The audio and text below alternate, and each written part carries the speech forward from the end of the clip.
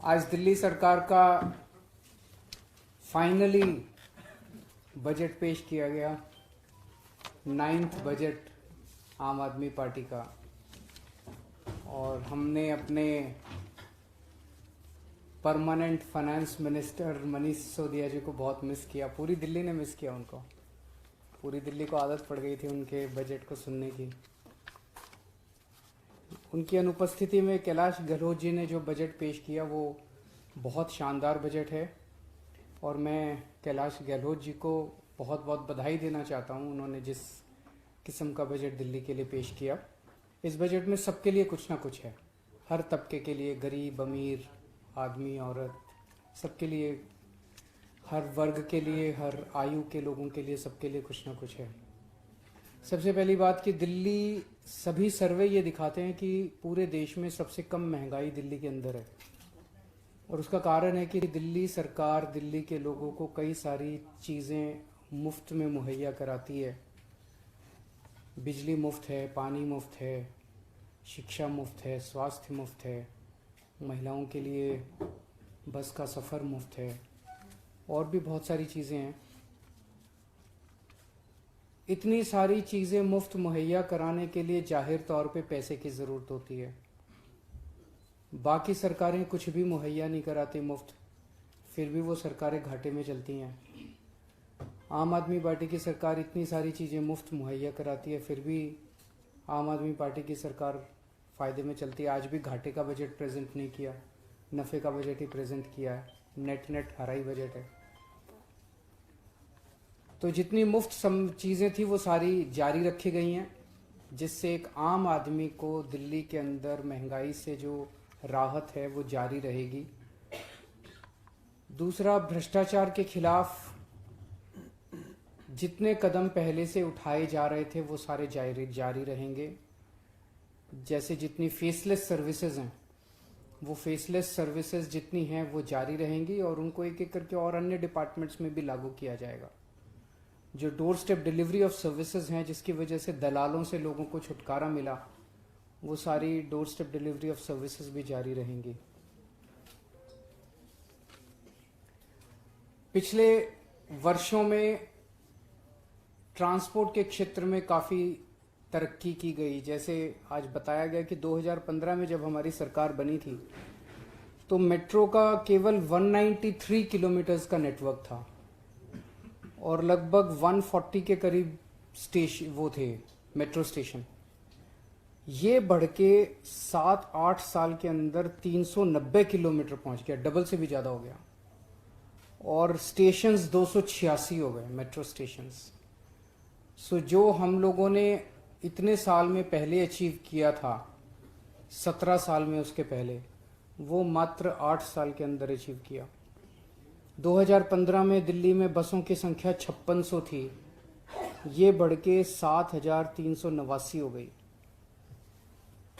और पिछले साल बजट में हमने, अक्सर बजट में अनाउंसमेंट्स होते हैं, लागू नहीं किया जाता, हमने अनाउंस किया था कि दिल्ली को तिरंगों का शहर बनाएंगे।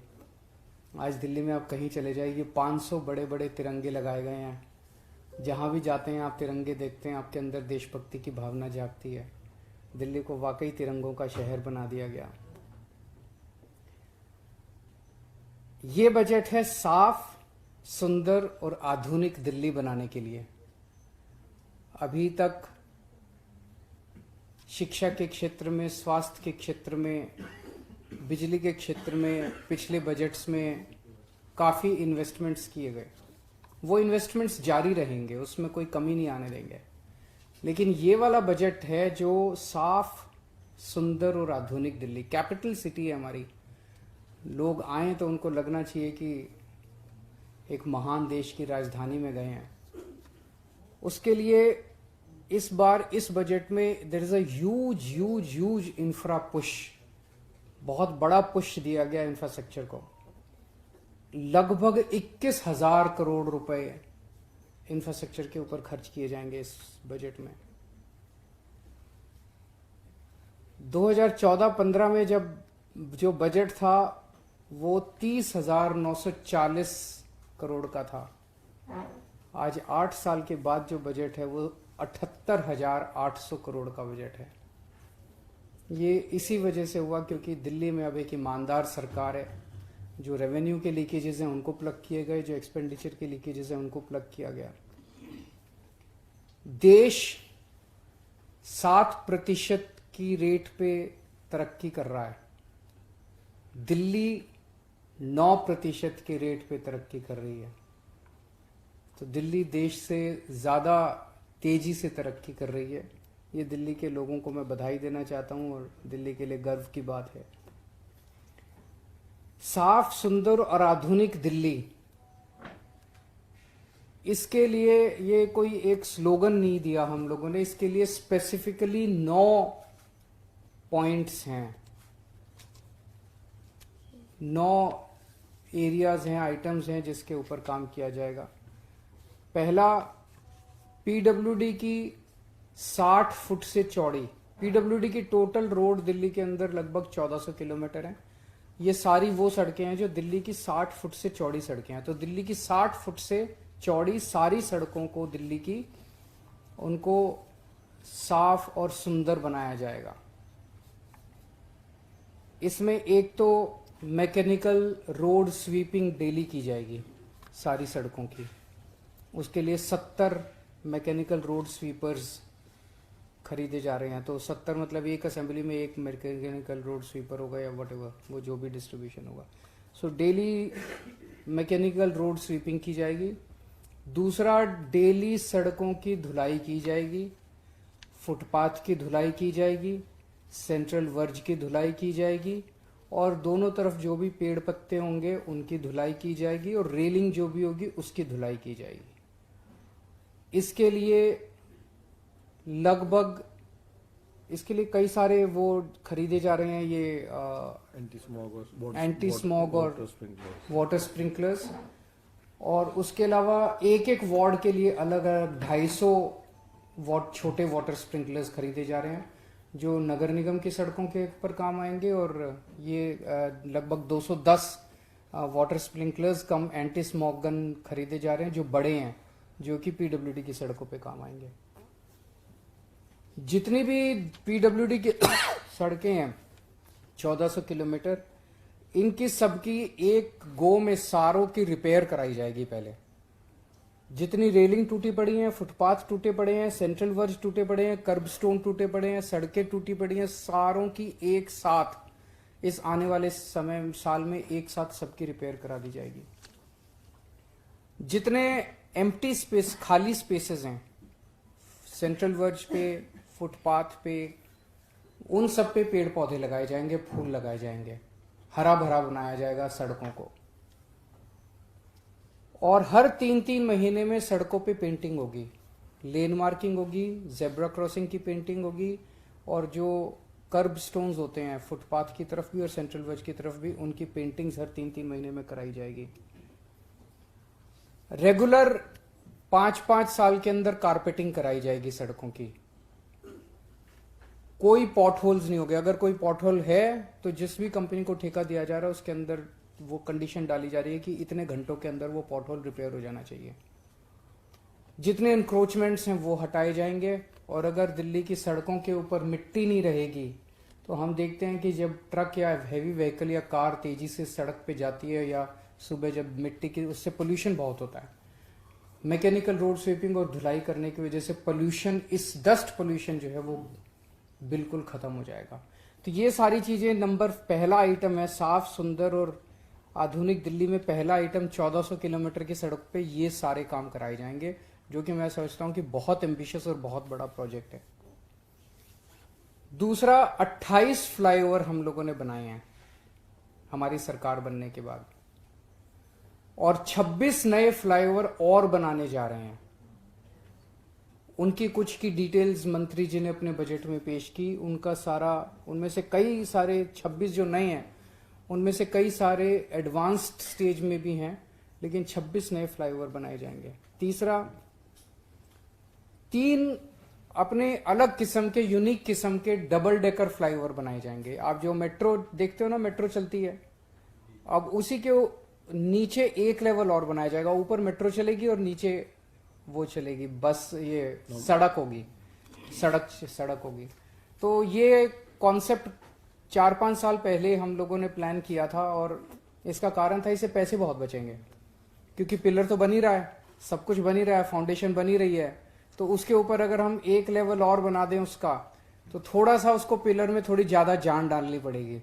अदरवाइज उसी पूरे इंफ्रास्ट्रक्चर के अंदर हमें एक लेवल और मिल जाएगा, तो इससे पैसे बहुत बचेंगे हम लोगों के। तो ये 3 यूनिक डबल डेकर फ्लाईओवर्स बनाए जा रहे हैं। अगर ये सक्सेसफुल हुए तो फिर कई सारे आने वाले जितने भी मेट्रो के रूट्स होंगे हम हर एक के ऊपर ये कर सकते हैं।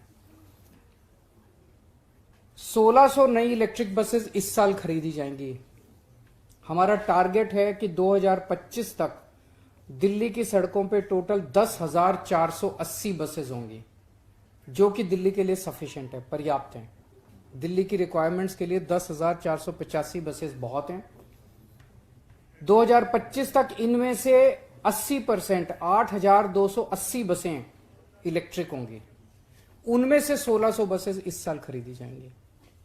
ये भी एक बहुत बड़ा अचीवमेंट है। और 2025 में जो मैंने बताया कि हमारी इतनी इलेक्ट्रिक बसेस होंगी, इसके बाद Delhi will be one of the very few cities in the world जहां पे इतनी सारी इलेक्ट्रिक बसेस एक साथ दौड़ रही होंगी। 5वां आइटम है कि हमारे अगर इतनी इलेक्ट्रिक बसेस खरीदेंगे तो उनके खड़े होने के लिए अलग इंफ्रास्ट्रक्चर बनाना पड़ेगा। तो हमारे 57 एग्जिस्टिंग बस डिपोज का इलेक्ट्रिफिकेशन किया जा रहा है, ताकि जब रात को बस आके खड़ी हो तो साथ साथ उसकी चार्जिंग भी हो सके। 6वां आइटम है कि 3 मॉडर्न बस पोर्ट्स, जैसे एयरपोर्ट होता है, एयरपोर्ट की तर्ज पे उतने ही खूबसूरत, उतना ही वैसा ही इंफ्रास्ट्रक्चर और वैसे ही शानदार बस पोर्ट्स, उसी लुक एंड फील वाले आनंद विहार, सरायकाले खां और द्वारका में बनाए जाएंगे। 2 मल्टी लेवल बस डिपो बनाए जाएंगे, जो कि पूरे देश में पहली बार बन रहे हैं, जिसमें 6 फ्लोर पे बसेस पार्क की जा सकती हैं। तो ऐसे 2 मल्टी लेवल बस डिपोज बनाए जाएंगे, 2 मॉडर्न बस टर्मिनल बनाए जाएंगे और 9 नए बस डिपो बनाए जाएंगे। ये सारी चीजें मैं इतनी जल्दी जल्दी बोल रहा हूं, पर आप फील कर सकते हो कि बसेस ट्रांसपोर्ट के क्षेत्र में कितने बड़े स्तर के ऊपर इंफ्रास्ट्रक्चर का पुश हो रहा है। 7वां, 1400 नए बस क्यू शेल्टर बनाए जाएंगे। ये मॉडर्न बस क्यू शेल्टर होंगे। ये हर एक बस क्यू शेल्टर पे एक डिजिटल स्क्रीन होगा, जहां पे पैसेंजर इंफॉर्मेशन सिस्टम, कौन सी बस आ रही है, कहां पहुंची, कौन सी बस कहां पहुंची, कितनी दूर है, कितनी देर में आ जाएगी, वो सारा इंफॉर्मेशन उसके ऊपर आता रहेगा। 8वां पॉइंट है कि यमुना को साफ करने के लिए specific action plan, 6 point action plan बनाया गया है। उसमें एसटीपीज बनाए जाएंगे, नए डिसेंट्रलाइज्ड एसटीपी बनाए जाएंगे। जो मौजूदा एसटीपी हैं उनको अपग्रेड किया जाएगा, उनको ऑगमेंट किया जाएगा, जिससे कि दिल्ली की सीवेज ट्रीटमेंट की क्षमता लगभग 890 एमजीडी तक पहुंच जाएगी। 2015 में जब हमने सरकार बनाई थी तब 370 थी, 370 एमजीडी सीवेज ट्रीट होता था दिल्ली में। ये ले जाके हम 890, अगले इस साल के अंत तक 890 एमजीडी तक पहुंच जाएगी, जो कि एक ऑलमोस्ट 3 गुना हो गया। दिल्ली में ये देखने में आया कि बहुत जगह हमने सीवर का नेटवर्क तो बिछा दिया, पाइपलाइन बिछा दी, लोग सीवर के कनेक्शन नहीं लेते, बड़े महंगे हैं सीवर के कनेक्शन, जिसकी वजह से जैसे पूरा ट्रांस यमुना एरिया जो है, उसमें पूरा ट्रांस यमुना एरिया में सीवर की लाइनें पड़ चुकी हैं। तो थ्योरेटिकली ट्रांस यमुना एरिया से में कोई गंदे नाले होने ही नहीं चाहिए, क्योंकि सारा का सारा सीवर तो उसके अंदर बहना चाहिए सीवर के नेटवर्क में। लेकिन फिर भी इतने सारे गंदे नाले हैं, क्यों? लोग सीवर के कनेक्शन नहीं लेते, अभी भी नाली में डाल देते हैं। तो अब हमने तय किया है कि हम फ्री सीवर कनेक्शन सबको देंगे, हम जबरदस्ती सबके घर तक, अंदर तक सीवर कनेक्शन डाल के आएंगे। और तो 100% सीवर कनेक्शन सबको दिए जाएंगे। 2014 में जब हमारी सरकार बनी, केवल 227 कच्ची कॉलोनियों में सीवर कनेक्शन था। इस साल के अंत तक इसको 1317 कॉलोनियों तक ले जाया जाएगा। पूरे सीवर नेटवर्क को डिसिल्टिंग की जाएगी, इंटरसेप्ट किया जाएगा। और जो 3 कूड़े के पहाड़ हैं, ये 9th आइटम है स्पेशल, 3 कूड़े के पहाड़ हैं, इन 3 कूड़े के पहाड़ों को दिसंबर 2024 तक हम साफ कर लेंगे। स्पेसिफिकली नगर निगम को इस बार हम 850 करोड़ रुपए एक्स्ट्रा दे रहे हैं एज अ लोन। हेल्थ में मोहल्ला क्लिनिक्स में आप जानते हैं पूरा इलाज फ्री है, दवाइयां फ्री, टेस्ट फ्री। अभी 250 टेस्ट होते हैं वहां पे, उसको बढ़ा के 450 टेस्ट किया जा रहा है। ज्यादा से ज्यादा मेट्रो स्टेशन पे मोहल्ला क्लिनिक खोले जाएंगे। कई बार छोटी छोटी बीमारियां होती हैं, खांसी जुकाम है, थोड़ा बहुत फीवर है, लोग आते जाते अपना वहां पे मेट्रो पे रुक के अपना इलाज कराया और फिर गाड़ी पे चढ़ गए, दवाई ली, टेस्ट कराया और गाड़ी पे चढ़ गए। तो लोगों के लिए सहूलियत बहुत होगी कि सब जाना नहीं पड़ेगा अलग से। महिला मोहल्ला क्लिनिक हमने टेस्ट किया था जो बहुत सक्सेसफुल रहे। अभी तक 4 महिला क्लिनिक थे, वो बढ़ा के 100 किए जाएंगे पूरी दिल्ली में। और 9 नए सरकारी अस्पताल बनाए जा रहे हैं। तो अभी तक पूरे दिल्ली में 14 सरकारी अस्पतालों में 14,000 बेड्स हैं, ये बढ़ा के 30,000 बेड्स दिल्ली के सरकारी अस्पतालों में। मुझे लगता है कि उसके हिसाब से इंटरनेशनल WHO के जो नॉर्म्स हैं वो हम पूरे कर पाएंगे कि पर 1000 पॉपुलेशन कितने बेड्स होने चाहिए। I think we will be at par with the international standards. पानी के क्षेत्र में आज 995 MGD पानी का प्रोडक्शन हम लोग कर रहे हैं। जब हमारी सरकार बनी थी तब शायद 870 या 880 था, 125 के करीब तो ऑलरेडी MGD पानी हमने बढ़ा लिया है। और ये जो 870 था ये कई साल से नहीं इंक्रीज हुआ था, कई साल से। हमने पिछले 8 साल में 125 MGD बढ़ा लिया है। अब 2025 तक का हमारा टारगेट है कि इसको 990 से लेके हमें 1250 MGD तक पहुंचाना है और 24 घंटे पानी के लिए इंतजाम करना है लोगों के लिए। इसके लिए जितने अब जो थोड़े बहुत एरिया रह गए हैं, 2015 में केवल 985 कॉलोनियों में, कच्ची कॉलोनियों में पानी की पाइपलाइन थी। अब हमने 1671 कॉलोनियों में पानी की पाइपलाइन पहुंचा दी है। पिछले 8 साल में 5138 किलोमीटर पानी की पाइपलाइन डाली गई है। तो अब घर घर के अंदर पानी का कनेक्शन दिया जा रहा है। ये भी हम जबरदस्ती दे रहे हैं, फ्री पानी का कनेक्शन है। बहुत लोग लेते नहीं है ऑफिशियल कनेक्शन, उनके घर के सामने पानी की पाइपलाइन डल गई, उसमें टैपिंग करके और ले लेते हैं, ऑफिशियल कनेक्शन नहीं लेते। तो अब हम जबरदस्ती सबको कनेक्शन देंगे, घर तक कनेक्शन देके आएंगे। और जैसा मैं बार बार कहता हूं, हम दिल्ली को झीलों का और लेक्स का शहर बनाएंगे। तो इस साल 20 नई बड़ी लेक्स बन के तैयार हो जाएंगे। सो मोटे मोटे तौर पे ये कुछ एक हाइलाइट्स थे। अगर आपके स्पेसिफिक कुछ प्रश्न है तो आप बताइए। आपने कहा कि बहुत सारी मुफ्त योजनाएं हैं जो जारी रहेंगी, कितना बजट उसके लिए आप खर्च करेंगे, उसके बारे में अगर आप बता। अलग से सब्सिडी का कितना बजट है?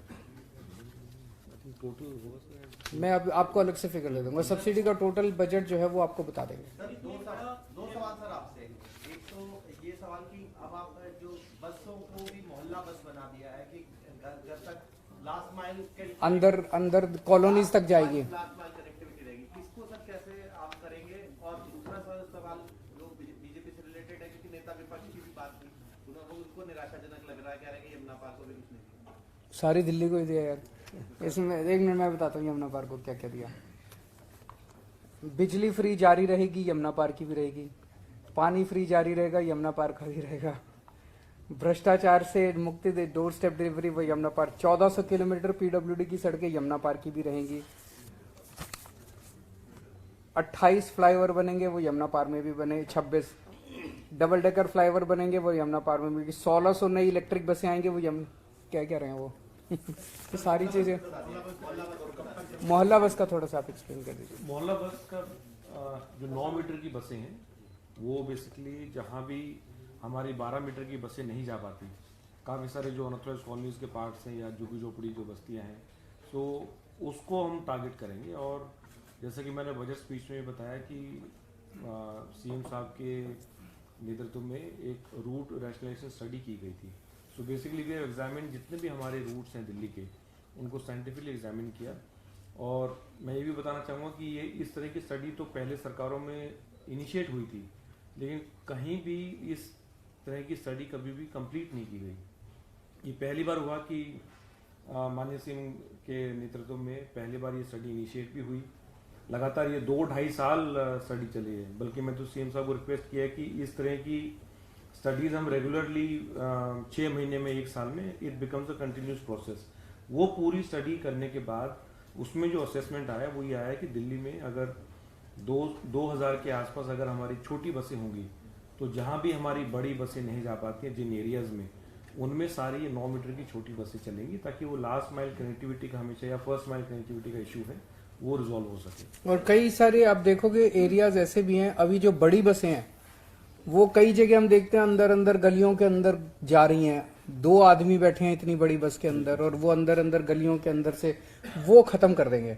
वहां पे अब छोटी बसें जाएंगी, बड़ी बसें बड़े रूट्स पे रहेंगी जहां पे, जिससे कि उनकी फ्रीक्वेंसी खूब तेजी से हम बढ़ा सकें, और ये छोटी बसें जो है ये छोटे अंदर गलियों के अंदर के लिए रहेगी। बजट में रेवेन्यू में आपने 30 यात्रा योजना का जिक्र भी किया है और भी जगह योजना शुरू होनी है, तो इसको लेकर कितना बजट खर्च करेंगे, कहाँ किस पे? तीर्थ यात्रा योजना, और ये कब आप लोग अभी क्या ये शुरू तीर्थ यात्रा का बजट क्या है?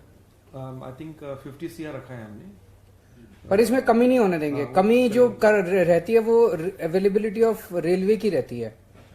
रेलवे अगर जितना हमें रेलवे दे देगी 50 करोड़ से और बढ़ा देंगे हम। ये सब्सिडी का टोटल सारी सब्सिडीज मिला के है 4788 करोड़, जो कि विच इज मतलब लेस देन शायद 7-8% के करीब बनता है।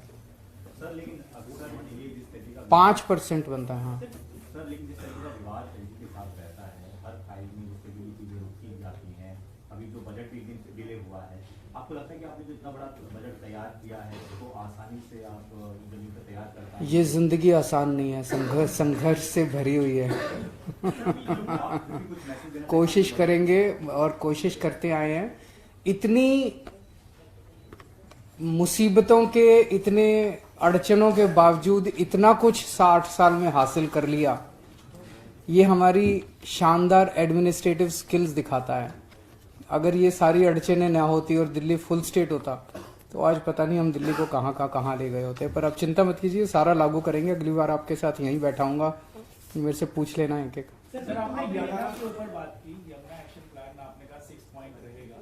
काफी सालों से यमुना के ऊपर कई प्लान्स बने हैं और कई बार इश्यूज हमेशा हमने देखा है। आप लोगों की तरफ से स्पेसिफिक क्या है, कितना पैसा एलोकेट किया गया है यमुना की क्लीनिंग के लिए? मैंने आपको एक प्रॉमिस किया हुआ है कि अगले चुनाव के पहले आपके साथ यमुना में डुबकी लगाऊंगा, वो कर दूंगा पूरा। हाँ, अगले 2025 का जो चुनाव है। सर यमुना से रिलेटेड है, 6.0 एक्शन प्लान है। ये एक्शन प्लान रिएक्शन में होगा या ये यमुना एक्शन प्लान बनता ही रहेगा? क्योंकि हम देख रहे हैं इतने सालों से, आपकी सरकार से पहले भी था, आपके सामने भी बन चुका। यमुना साफ कब होगी? तो मैंने आपको बता दिया 2025 तक हो जाएगी। अभी बोला 2025 के चुनाव के पहले आप सबको लेके डुबकी लगवा के लाऊंगा। सर वित्त मंत्री ने एक बात कही कि 325 करोड़ रुपए जो सेंटर से मिलते थे वो अब शायद नहीं मिलेंगे, उसकी भरपाई कैसे करेंगे? आप सब लोग आवाज उठाइए उसके लिए, मीडिया वाले सब लोग आवाज उठाइए। ये तो अन्याय है। हम लोग लगभग 2 लाख करोड़ रुपए, आप सब लोगों को जो तनख्वाह मिलती है वो तनख्वाह में से टीडीएस कटता है, वो टीडीएस सेंटर में चला जाता है, दिल्ली के ऊपर खर्च नहीं होता। आप मेहनत करते हो दिल्ली में, कमाई करते हो दिल्ली में, टैक्स कटता है दिल्ली में, और वो सारा सेंटर में चला जाता है। तो अन्याय है बहुत बड़ा। वापस उसमें से एक नया पैसा नहीं मिलता हम लोगों को। सर डीआईपी को 500 करोड़ रुपए देने की बात हुई है, सर वहाँ एक भी सूचना अधिकारी नहीं है, शायद सूचना अधिकारी नहीं है, उपनिदेशक नहीं है, ये कैसे होगा? ये तो सर्विसेज हमारे पास नहीं है अभी। तो फिर मैं आपको एक चीज बता दूं, पीडब्ल्यूडी सेक्रेटरी नहीं है। मैंने 10 या 12 फरवरी के आसपास ये जितनी चीजें हैं, एक प्रेस कॉन्फ्रेंस की थी, याद है आप लोगों को? उसमें मैंने कहा था ये हम 1400 किलोमीटर सड़कों को साफ करेंगे, स्वीपर होगा, मैकेनिकल रोड स्वीपर होगा, ये होगा वो होगा, और धोएंगे सड़कों को, रिपेयर करेंगे, पौधे लगाएंगे। ये सारा प्रोजेक्ट टेंडर होना था, 1 अप्रैल तक टेंडर हो जाना था। आपको जान के ताज्जुब होगा कि तब से लेके आज तक रेगुलर पीडब्ल्यूडी सेक्रेटरी नहीं पोस्ट कर रहे एलजी साहब। मैं 10 बार उनको बोल चुका, तो जिसकी वजह से वो फाइल अप्रूव ही नहीं हुई, कैबिनेट में ही नहीं आई। सो ये जो बोल रहे थे कि अड़चने तो बहुत लगाएंगे, कोशिश कर रहे हैं, लड़ेंगे। अब मैं अगर कहूंगा 10, फिर एक दिन प्रेस कॉन्फ्रेंस करनी पड़ेगी कि एलजी साहब पीडब्ल्यूडी सेक्रेटरी नहीं दे रहे, तो फिर आप कहोगे केजरीवाल लड़का बहुत है। सर कैलाश जी ने ये भी कहा कि 2024 के आखिरी तक तीनों कूड़े के पहाड़ों को हम खत्म करेंगे। आप भलसवा भी गए थे, ओखला भी गए थे, जिस रफ्तार से काम चल रहा है क्या लग रहा है? भलसवा बहुत अच्छा चल रहा है। भलसवा तो मुझे लगता है कि टारगेट से पहले ही हो जाएगा।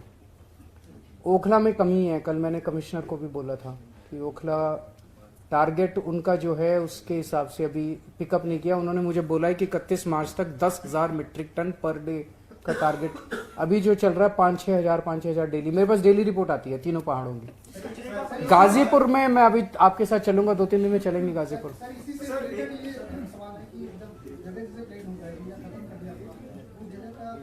उसका है इनके एमसीडी का प्लान है, वहीं पे कूड़े के निस्तारण के लिए CND वेस्ट प्लांट बनाएंगे, बायोमाइनिंग प्लांट बनाएंगे, वो सब। 325 करोड़ जो आप कह रहे हैं केंद्र अब ये भी देना बंद कर देगा, तो कह क्या रहा है उसमें? ये देंगे ही नहीं। उनको कहने थोड़ी होता है, उनको तो करना होता है। वो बस देंगे ही नहीं। इसके ऊपर हम विचार करेंगे कि क्या कोर्ट में जाया जा सकता है, बिकॉज ये बहुत दिल्ली के साथ अन्याय है कि 2 लाख करोड़ रुपए का इनकम टैक्स लेके Delhi is like a growth, like an engine. अगर आप इंजन में पेट्रोल डालना, डीजल डालना बंद कर दोगे, दिल्ली पूरे देश के लिए कमाई करके देता है, बॉम्बे पूरे देश के लिए कमाई करके देता है। आप जो कमाई करने वाला है, जो सोने के अंडे देने वाली मुर्गी है, उसको अगर चारा ही देना बंद कर दोगे तो वो मुर्गी अंडे कैसे देगी? सो दिल्ली एक सोने के अंडे देने वाली मुर्गी है, उसको चारा ही देना बंद कर दोगे तो कैसे? दिल्ली तो पूरे देश के लिए रोजगार देता है, दिल्ली पूरे देश के लिए पैसे इकट्ठे करके देता है, वेल्थ जनरेट करता है। एजेंसियों का मुद्दा आप उठा रहे हैं, अलग अलग एजेंसियों के गलत इस्तेमाल का मुद्दा आप उठा रहे हैं, उसमें आगे क्या रणनीति आपकी रहेगी और किस तरह से ये पूरा मामला आगे लेके जाएंगे? क्योंकि पिछली बार जब मनीष सिसोदिया की गिरफ्तारी हुई थी, देखिए, जब वो लोग जो कर रहे हैं वो ठीक नहीं कर रहे, आप सब लोग देख रहे हैं, लेकिन हमें उनसे कोई कंप्लेन नहीं है। वो जब से हम राजनीति में आए हैं तब से संघर्ष कर रहे हैं। हमने कोई गलत काम नहीं किया, कोई डरने की जरूरत नहीं है। जेल में डाल रहे हैं, डाल दें, हम तो जेल में रह के आए हैं, डंडे खा के आए हैं। तो मनीष जी को डाल दिया, सतेंद्र जी को डाल दिया, और 2-4 मंत्रियों को अभी भी धमकी देते हैं, कहते हैं केजरीवाल को भी डाल देंगे। डाल दे केजरीवाल को भी, इससे अगर संतुष्टि मिलती है, अगर इससे देश की तरक्की होती है तो केजरीवाल को भी जेल में डाल। हमें इससे कोई नहीं है, जब तक हमें काम करने का मौका जनता ने दिया है, जितना मौका दिया है वो काम करते रहेंगे। इसी के एडिशन है, आज जुडिशियल कस्टडी में भेज दिया गया है मनीष जी को, but are you seeing it as a relief right now or you think there's it's a process. ED की रिमांड खत्म हो गई थी, जेसी में जाना ही था। अब परसों शायद वो सीबीआई की बेल की एप्लीकेशन है, अगले दिन शायद ईडी की वो है। सर एक बार इस पे स्थिति क्लियर कर दीजिए कि आप अपोजिशन के जो non Congress non BJP CM हैं उनके साथ कुछ G8 बनाने की कोशिश कर रहे हैं क्या, या कुछ मीटिंग आप? ये एक प्लेटफॉर्म बन रहा है। कुछ मुख्यमंत्री, लगभग 8 मुख्यमंत्री, उनके बीच में मेरी उनसे कई राउंड्स ऑफ डिस्कशंस हो चुके हैं। हम सब लोग, ये पॉलिटिकल प्लेटफॉर्म नहीं है, ये एक गवर्नेंस प्लेटफॉर्म है। इसका मोटा मोटा आज मुझे अनाउंस करना पड़ रहा है, which is I am violating the protocol between the all of us. हमें सबको 8 को एक साथ मिलकर प्रेस कॉन्फ्रेंस करनी थी। इसमें हमने ये तय किया कि हर महीने हम 8 के 8 मुख्यमंत्री एक स्टेट में जाएंगे, उन 8 में से, और उन्होंने जो अच्छे काम किए वो अच्छे काम देख के आएंगे, उन अच्छे कामों को विजिट करके आएंगे ताकि हम सीख सकें। तो idea is that we learn from each other, हम सब एक दूसरे से सीख सकें, ये आइडिया है। तो इसमें कई राउंड्स ऑफ डिस्कशंस हो चुके हैं, उनके साथ भी, उनके ऑफिसर्स के साथ भी। वो जो लेटर लीक हुआ है वो एक तरह से डेट्स को फाइनल करने के लिए था, कि मतलब सबसे बात कर रहे थे, कोई कह रहा था ये डेट, कोई कह रहा था, मुझे लगा एक बार लेटर लिख के डेट्स को फ्रीज कर देते हैं, लेकिन फिर सबसे लगा कि 18th और 19th किसी को भी सूट नहीं कर रही, क्योंकि सबके असेंबली सेशंस हैं। तो सबने कहा कि रखो तो मिड अप्रैल के बाद ही रखना। तो अभी फिलहाल it's a work in progress जो लीक हो गया है। तो जब भी कुछ भी फाइनल होगा, फाइनली कौन कौन आएंगे, कैसे होगा, वो जैसे ही होगा तो हम डेफिनेटली आप लोगों को बताएंगे। वो तो लीक लेटर में लिखा हुआ है, सारा पढ़ लो उसमें। इसका 24 से कोई फ्रंट नहीं है, कुछ नहीं, it's a governance platform. It's not a political platform. हम एक दूसरे से सीखना चाहते हैं। अभी जैसे मैं केसीआर साहब के यहाँ गया था हैदराबाद, वहां पे उन्होंने हमें एक आई कैंप देखने के लिए बुलाया। तेलंगाना की कितनी 3 करोड़ या 4 करोड़ जनसंख्या है, वो सबका आई टेस्ट फ्री में करा रहे हैं, सबका। तो उन्होंने उसकी पूरी प्लानिंग की हुई थी। किसी को भी चश्मा चाहिए फ्री में चश्मा दे रहे हैं, किसी को आंख का ऑपरेशन करा रहा है फ्री में। तो एक तरह से 4 करोड़ या 3 करोड़ जनसंख्या की आंखें दुरुस्त करने का इतना बड़ा मैसेज, तो ये तो सीखना चाहिए। वहीं मैं अनाउंस करके आया कि मैं दिल्ली में भी करूंगा, मान साहब ने कहा मैं पंजाब में भी करूंगा। तो एक दूसरे हम सीख क्यों नहीं सकते? उन्होंने इरिगेशन का इतना शानदार काम किया हुआ है, तेलंगाना के अंदर इरिगेशन पे इतना शानदार काम हुआ है, उसको देखने के लिए स्पेशली भगवंत मान दोबारा गए अभी थोड़े दिन पहले। तो हम एक दूसरे से सीख क्यों नहीं सकते? सीखने के लिए, एक दूसरे से सीखने के लिए ये गवर्नेंस का प्लेटफॉर्म है। This is no political implication.